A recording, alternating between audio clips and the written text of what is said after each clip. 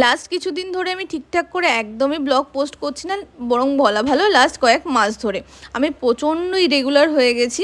আর এখন মেনলি প্রবলেমটা হচ্ছে কি আমাদের এক্সাম, তো সেদিনকার মানে পরীক্ষা দিয়ে জাস্ট বেরোচ্ছি, কালকে আমাদের ফার্স্ট এক্সাম ছিল। আর মুখগুলো দেখেই তোমরা বুঝতে পারছো কতটা এক্সস্টেড। আর চাকদা কলেজের বাইরে তোমরা জাস্ট দেখো কী লেভেলে জল জমেছে। মানে আমরা বেরোচ্ছি যখন মানে এইটুখানি অল্পই বৃষ্টি হয়েছে, কিন্তু এত জল জমে গেছে মানে জুতো টুতো সব ভিজে গেছে। আর পরের বাচ্চা যাদের এক্সাম ছিল সবাই এসে এখানে দাঁড়িয়েছিল। আর ওখানে অনয়কে দেখেই জিজ্ঞাসা করলাম যে পরীক্ষা কেমন হয়েছে, অনয় বললো ভীষণ ভালো পরীক্ষা হয়েছে। অ্যাকচুয়ালি আমাদের আজকে সবারই পরীক্ষাটা খুব ভালো হয়েছে, কারণ কোশ্চেন খুব ভালো হয়েছিল। বাড়িতে এসেও দেখছি বৃষ্টি থামার দিকে নাম নেই।